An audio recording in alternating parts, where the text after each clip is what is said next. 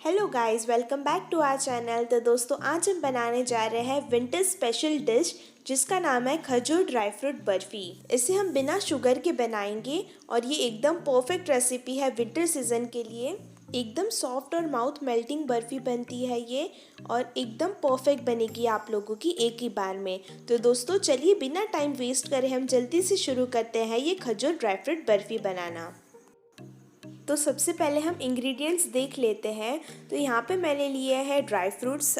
तो थोड़े से यहाँ पे मैंने किशमिश लिए हैं, थोड़े से बादाम जिसको मैंने स्लाइस में कट कर लिया है, उसी के साथ थोड़े से काजू लिए हैं जिसको मैंने बारीक कट कर लिया है। उसी के साथ यहाँ पे मैंने लिया है 1/4 कप कोकोनट जिसको मैंने एकदम बारीक कीस लिया है। और उसी के साथ यहाँ पे मैंने लिए हैं 2 बड़े कप खजूर जिसके मैंने बीज निकाल लिए हैं। और यहाँ पे मैंने सॉफ्ट वाले खजूर यूज़ किए हैं। दोस्तों अगर आप लोग यहाँ पे सॉफ्ट वाले खजूर यूज़ करोगे तो उसका पाक बनाने में बहुत ही ईजी होगी। तो इसके लिए यहाँ पे आप सॉफ्ट वाले खजूर यूज़ करें। तो बस यही इंग्रेडिएंट्स लगने वाले हैं हमें। तो हम जल्दी से शुरू करते हैं। तो यहाँ पे हमें सबसे पहले एक कढ़ाई लेनी है जिसमें हम डालेंगे सिर्फ 1 टेबलस्पून जितना घी। और वो जैसे ही मेल्ट हो जाता है हम उसके अंदर डालेंगे काजू जिसको हमने बारीक कट कर लिया है और उसी के साथ बादाम डाल देंगे। हम अभी किशमिश नहीं डालेंगे, उसको हम ऐसे ही बाद में ऐड करेंगे। बस अभी हमें इसे लाइट कलर आने तक या तो फिर थोड़ा सा जब बादाम और काजू रोस्ट हो जाएगा तब तक पकाना है। तो बस यहाँ पे हम गैस का जो फ्लेम है उसे लो में रखेंगे और लो फ्लेम में इसे कंटिन्यूसली मिक्स करते हुए 2 मिनट तक पका लेंगे। अगर आप ये बर्फ़ी में खसखस ऐड करना चाहते हैं तो उसके लिए आपको काजू और बादाम के साथ ही खसखस को ऐड करना पड़ेगा और उसको भी इसी के साथ 2 मिनट तक रोस्ट कर लें।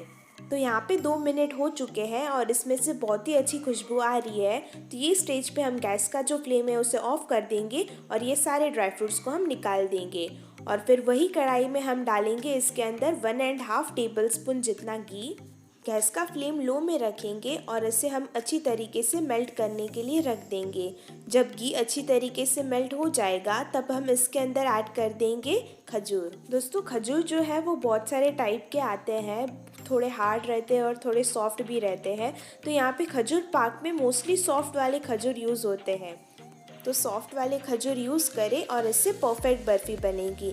तो बस हमने यहाँ पे खजूर ऐड कर दिया है। इसके बाद हम इसे एकदम अच्छी तरीके से मिक्स करते हुए लो फ्लेम में कम से कम 5 से 6 मिनट तक पका देंगे। डायरेक्ट फ्रीज में से खजूर निकाल के खजूर पाक ना बनाए, कम से कम उससे 1 घंटा पहले निकाल ले अगर आप फ्रीज वाले खजूर यूज़ कर रहे हैं तो। यहाँ पे आप देख सकते हैं जैसे जैसे हम इसे पका रहे हैं ये खजूर थोड़े थोड़े अच्छी तरीके से गलने लगे हैं। तो बस हमें इसी तरीके से खजूर को एकदम परफेक्ट जब अच्छी तरीके से गल जाएंगे तब तक हमें इसे पका देना है। अगर आपको ऐसा लगता है कि इसमें थोड़ा सा घी कम लग रहा है तो आप यहाँ पे घी ऐड कर सकते हैं। तो यहाँ पे मुझे थोड़ा सा घी कम लग रहा था, इसके लिए यहाँ पे मैंने 1/2 टेबलस्पून घी ऐड किया। अब हम इसे वापस से अच्छी तरीके से मिक्स कर लेंगे। अच्छी तरीके से इसे मिक्स करने के बाद आप यहाँ पे देख सकते हैं खजूर जो है वो पैन को छोड़ने लगा है।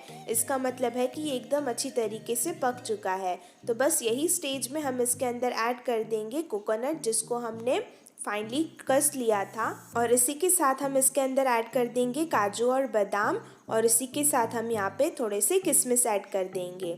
आप यहाँ अपने पसंद के कोई भी ड्राई फ्रूट्स ऐड कर सकते हैं। इसके बाद अभी हमें इसे एकदम अच्छी तरीके से मिक्स कर लेना है। दोस्तों पूरा खजूर पाक हमने जो स्टार्टिंग से एंडिंग तक जब भी इसे गैस के ऊपर रखा है, जो गैस का फ्लेम है उसे लो में ही रहने दे, लो फ्लेम में एकदम परफेक्ट बनेगा। तो यहाँ पे आप देख सकते हैं ये एकदम अच्छी तरीके से मिक्स हो चुका है। तो अभी हम इसे डाल देंगे एक प्लेट में या तो फिर आप मोल्ड में डाल दीजिए। ये प्लेट को मैंने एक बार अच्छी तरीके से घी से ग्रीस कर दिया था। इसके बाद यहाँ पे हम कटोरे की मदद से इसे प्रेस कर देंगे कुछ इस तरीके से। आप इसे स्पैचुला की मदद से भी एकदम अच्छी तरीके से स्प्रेड कर सकते हैं।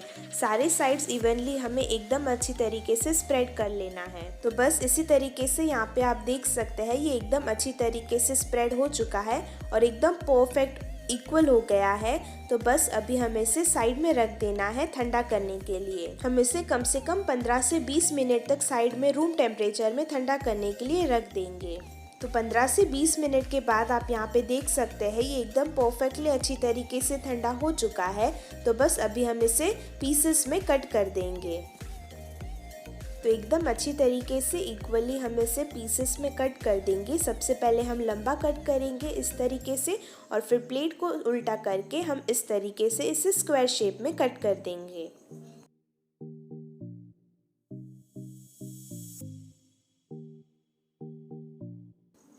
ये देखिए एकदम अच्छी तरीके से ये पीसेस में कट हो चुका है, और आप यहाँ पे देख सकते हैं एकदम आसानी से ये पीस निकल गया और ये एकदम परफेक्ट बर्फ़ी बनकर रेडी हो चुकी है।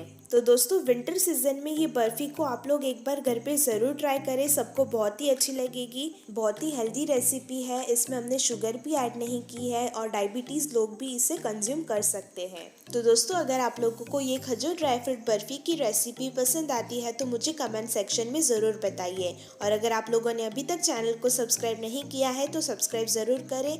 Thank you for watching our video.